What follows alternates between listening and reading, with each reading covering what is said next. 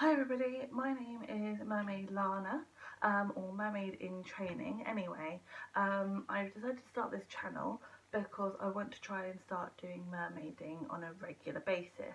I've not really done a lot of mermaiding before.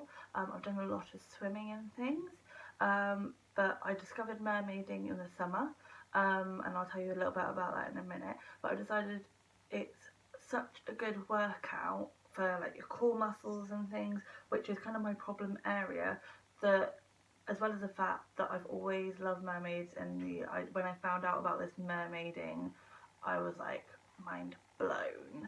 I discovered mermaiding in the summer, like properly. I've heard a bit about it on online. The first thing I kind of knew about that you could do it for kind of fun things was I was watching I Am Jazz, and she was making this beautiful like silicone tail, and she was showing you like how to do it, like just like a little snippet, and I was like, okay, well, that's cool.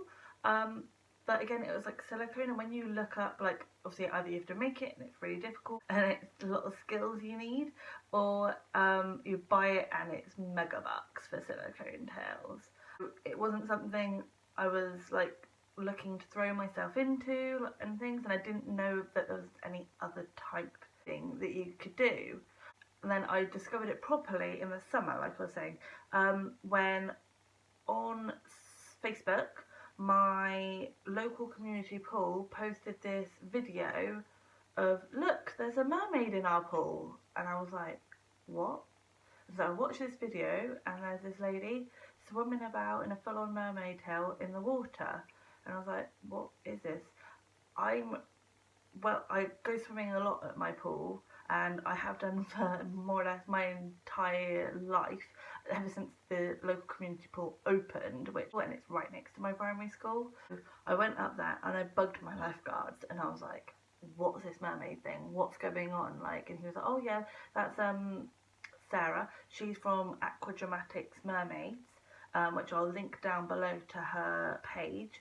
And yeah, she's looking at doing a mermaid experience trial thing.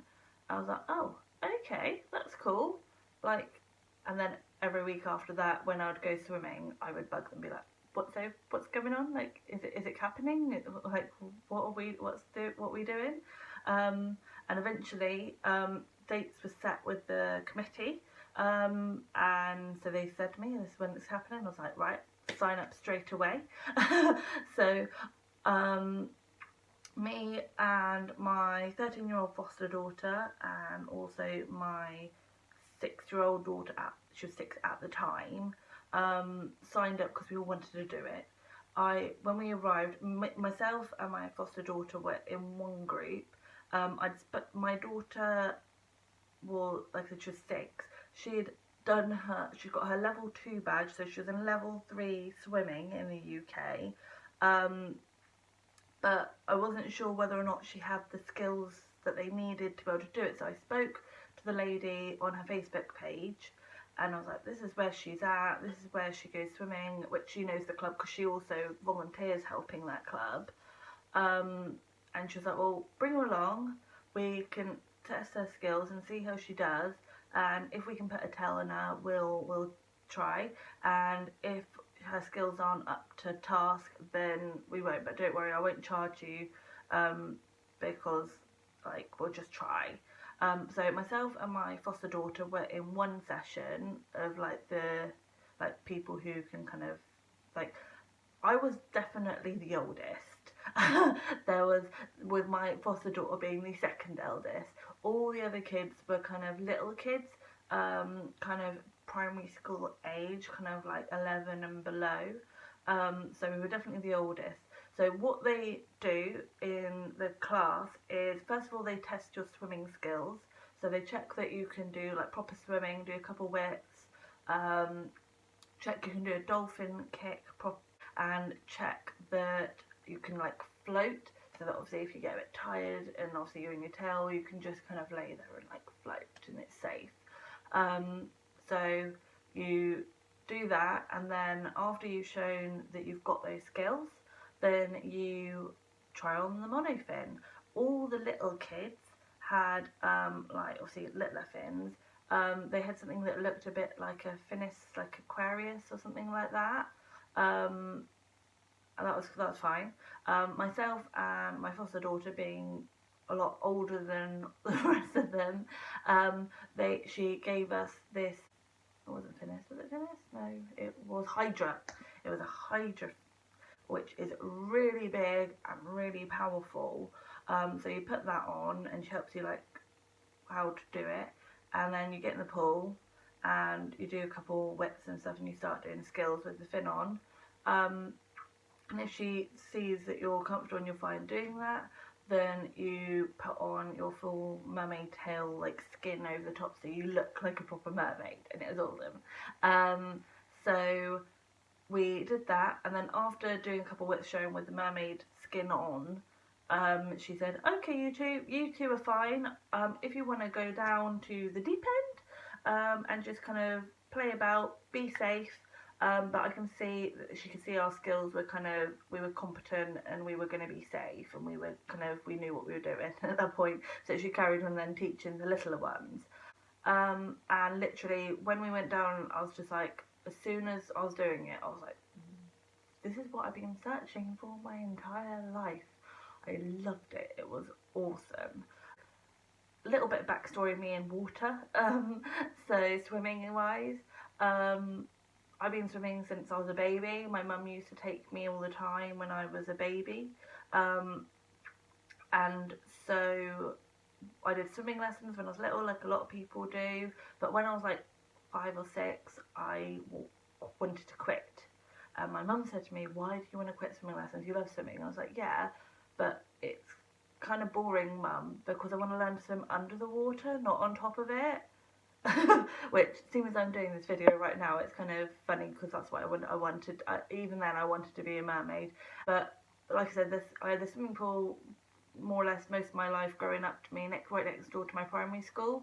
And my mum used to volunteer there because it was a community pool, and she used to volunteer at the booth letting people in, and because of that I got to swim for free. And so more or less like 2, 3, sometimes 4 times a week I would be there swimming at the pool. When I was like 11, 12, I think I was 11, I went to Tenerife, and this lady came round the hotel pool offering a scuba diving experience, and you could do it in the pool, and it was like free. And then if you wanted to, you could go and do some scuba diving out in the sea, and obviously you'd have to pay for that experience. In the pool was to try and get you hooked. So my mum agreed to let me do this, and I can still remember, bless her heart, her carrying this big heavy oxygen cylinders down these like steps to where the beach was. It was like this really nice secluded beach area, to go get in the water to do the scuba diving, because obviously the lady was carrying hers and she couldn't carry everything, so my mum was helping, but it was really heavy, and I was like 11 at the time, so I couldn't really lift it. I was weak little 11-year-old.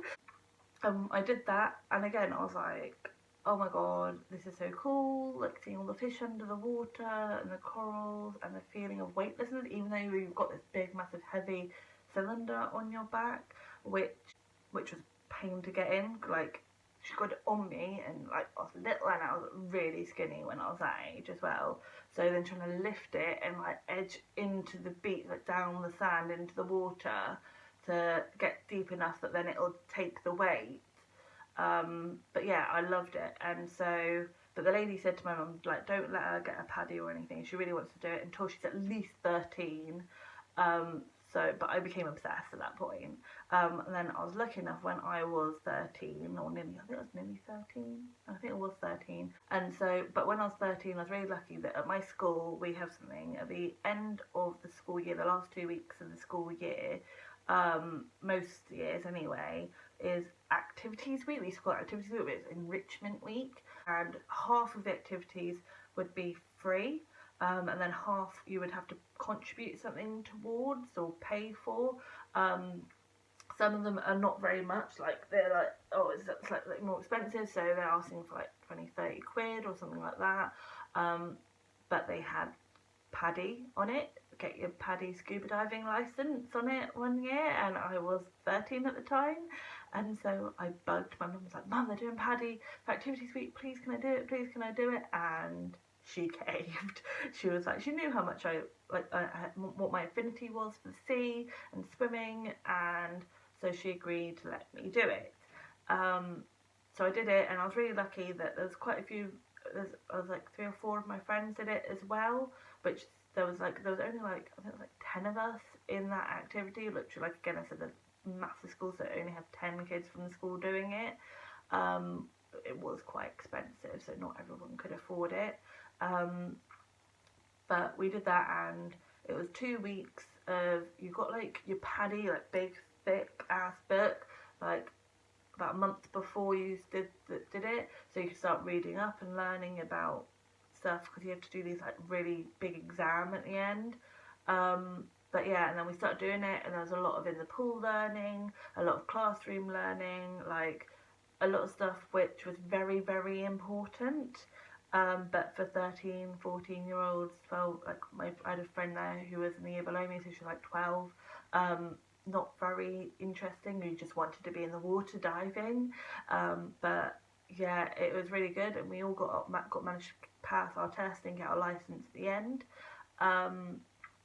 And that we also had to do a sea dive in it, which we are in the southwest of England, near the English Riviera, which is supposed to be like, it's like a microclimate. It's supposed to be a lot warmer than the rest of the surrounding area, and Devon in general is, the southwest is supposed to be a lot warmer.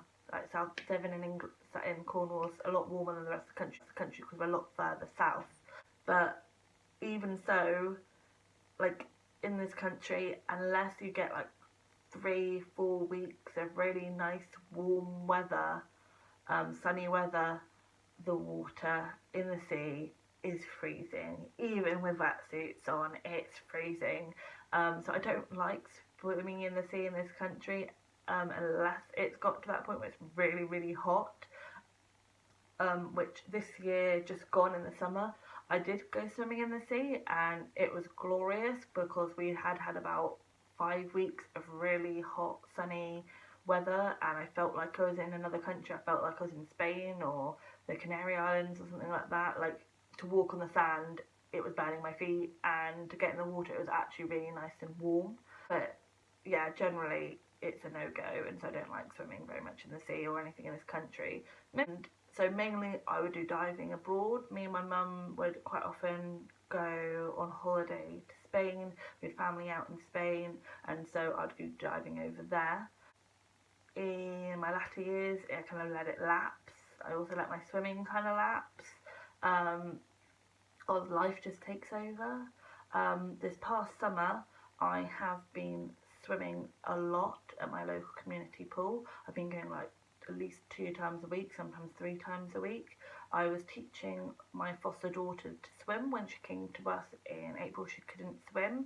She could swim like doggy paddle, like kind of, but she didn't like being out of her depth, and she couldn't like do the proper strokes or anything. So I was teaching her, which really helped. Like, I would come back from work and she'd be like, oh, can we go swimming tonight? And I'd be like, yeah, okay, cool, fine, let's go. And so we would, and it was awesome. And by doing that, by doing swimming on a regular basis, I was kind of watching what I ate a little bit, like not massively loads, but I managed to lose about, was it 6-7 pounds, like half a stone, in the summer period. In September, our local community pool closes because it's an outdoor pool, and in the UK all the outdoor pools close. I don't know what happens in other countries. So I'm only left with my local leisure centres. They've got a lot of activities and swimming clubs and lessons and things like that going on, which gets in the way of you actually being able to go. But I'm lucky enough that my parents-in-law, they have a swimming pool at their house, which is about half an hour drive away.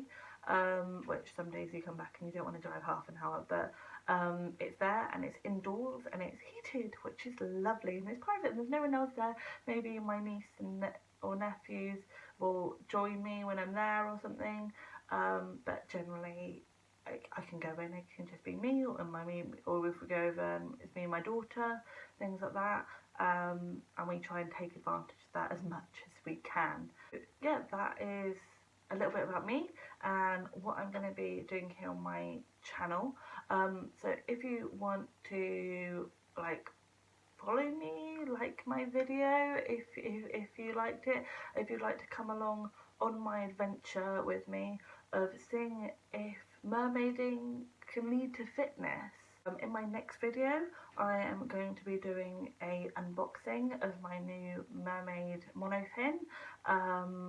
So if you want to watch that video, then follow me and you will know when that video pops up. So thanks very much for watching, everybody, and talk to you soon. Bye!